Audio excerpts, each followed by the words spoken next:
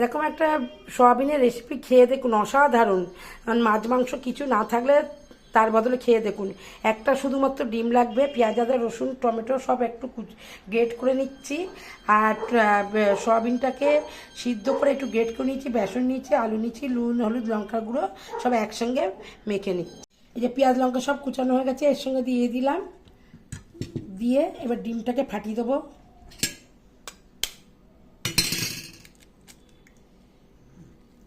দিয়ে এবার সব একসঙ্গে মাখবো, মেখে এবার আপনাকে দেখাচ্ছি। এই যে বন্ধুরা, কড়াতে দিয়ে দিলাম, এরকম ভাজা ভাজা হবে চ্যাপটা চ্যাপটা করে।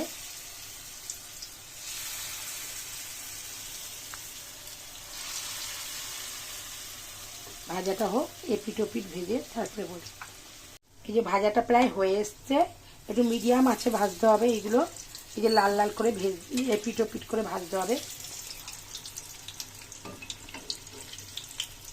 এই যে বন্ধুরা, প্রায় ভাজা হয়ে আসলো, এই পিঠোপিট করে দুপিটেই ভেজে নিয়েছি। এই যে দুপিটেই লাল লাল করে ভেজে নিয়েছি। এবার সবগুলো ভেজে আমি আসছি আপনাদের কাছে। এই যে বন্ধুরা, সব ভাজা হয়ে গেছে। এইটা যদি মনে করেন সন্ধেবেলা চায়ের সঙ্গেও খেতে পারবেন।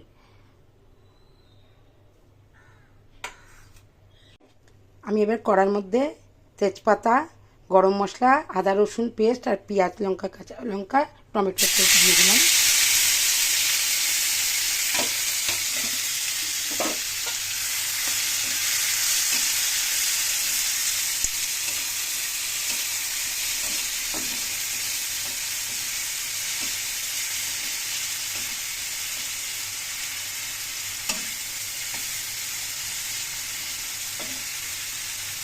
এই যে কড়াতে তেল ছেড়ে দিয়েছে, ভাজার প্রায় হয়ে গেছে। এবার আমি আলুগুলো ঢেলে দেবো এর মধ্যে। আলুগুলো ঢেলে দিয়ে একটু নাড়াচাড়া করবো, করে একটু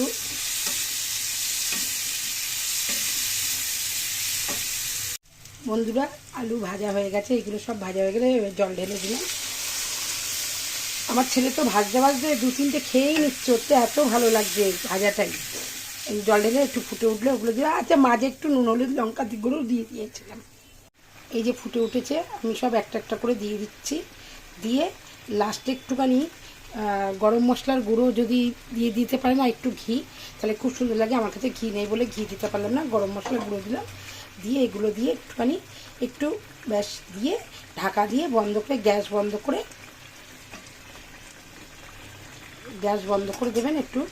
ব্যাস গ্যাস বন্ধ করে ঢাকা দিয়ে রাখবেন, দেখবেন হচ্ছে গিয়ে অসাধারণ। 5 মিনিট পরে খুলবেন, খেতে অসাধারণ। আচ্ছা বন্ধুরা, আমার এই রান্নাটা হয়ে গেছে, আর এই ভাজাও কটা রেখে দিচ্ছি আমি সন্ধ্যেবেলা খাবো বলে। যদি আপনাদের এই রেসিপিটা ভালো লাগে তাহলে একটু রান্না করে খেয়ে দেখবেন। এটা রুটি ভাত সব দিয়েই ভালো লাগবে। তাহলে আমাকে শেয়ার, লাইক আর সাবস্ক্রাইব করতে ভুলবেন না।